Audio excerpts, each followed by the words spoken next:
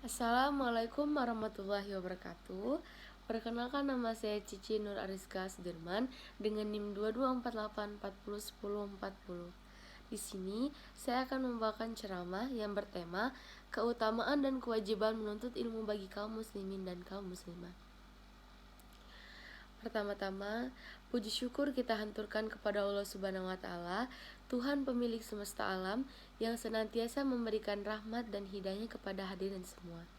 Nikmat yang karena kita diberi keimanan dan keislaman sehingga masih tetap berjalan di atas Allah Subhanahu wa taala.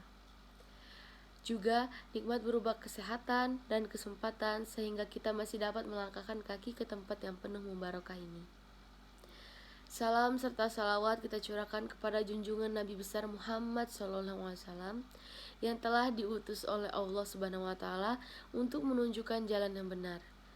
Hadirin yang dimuliakan Allah Subhanahu wa taala, pada kesempatan yang sangat berbahagia ini, saya ingin memberikan penjelasan ulang dalam bentuk ceramah mengenai keutamaan dan kewajiban menuntut ilmu bagi kaum muslimin dan kaum muslimat. Manusia yang dilahirkan ke muka bumi dalam keadaan bersih dan kosong, kecuali mereka yang dikehendaki oleh Allah Subhanahu wa taala, seperti Nabi Isa alaihissalam.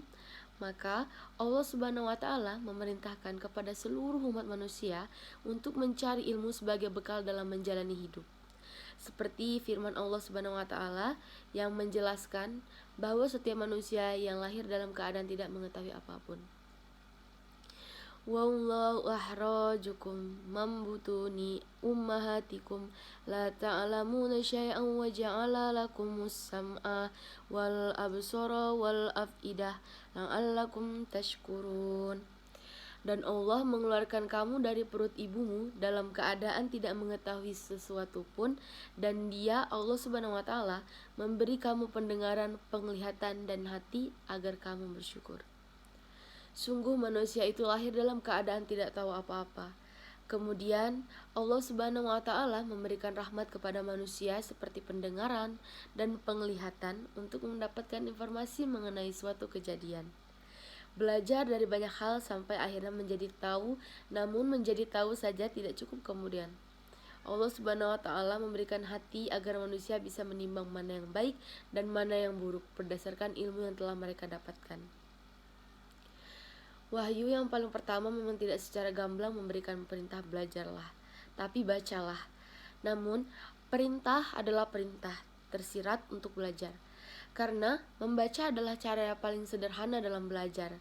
Segala bentuk ilmu diawali dengan membaca baik untuk ayat-ayat yang ditulis maupun ayat-ayat yang ada di dalam alam.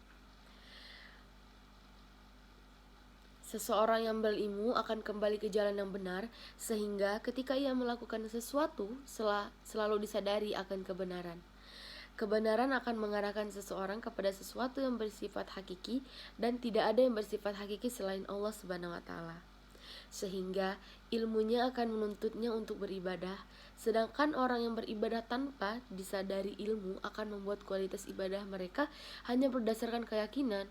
Kalau keyakinan itu benar ditunjukkan oleh Allah Subhanahu wa taala, maka orang berilmu masih lebih unggul dalam satu hal, yakni yakin dan berilmu.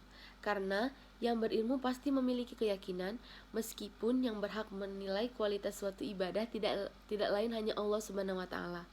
Tapi pendapat ini juga justru dikuatkan oleh firman Allah dalam Ya rafa'illahu alladhi amanu minkum walladhina utul ilma darajati wallahu bima ta'maluna khabir. Allah akan meninggikan orang-orang yang beriman di antaramu dan orang-orang yang diberi ilmu pengetahuan beberapa derajat. Karena pentingnya posisi ilmu dalam kehidupan manusia, Allah sampai memberikan perintah bagi seluruh manusia tanpa pandang bulu. Sebagaimana hadis Rasulullah, Tolabul ilmi faridatun ala kulla muslimi wa muslimat. Mencari ilmu itu adalah kewajiban bagi setiap muslim laki-laki maupun muslim perempuan.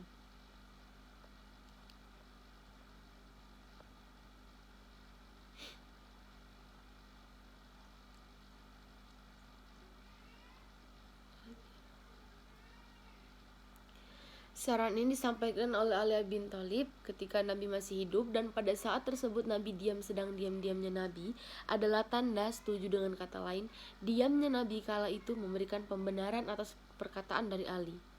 Orang yang berilmu akan lebih sulit disesatkan oleh syaitan dibandingkan dengan orang yang tidak berilmu. Seorang yang alim lebih sulit digoda oleh syaitan daripada 1000 ahli ibadah yang tidak berilmu. Hadis riwayat Tirmizi. Tentu saja sangat banyak manfaat dari seseorang yang menuntut ilmu.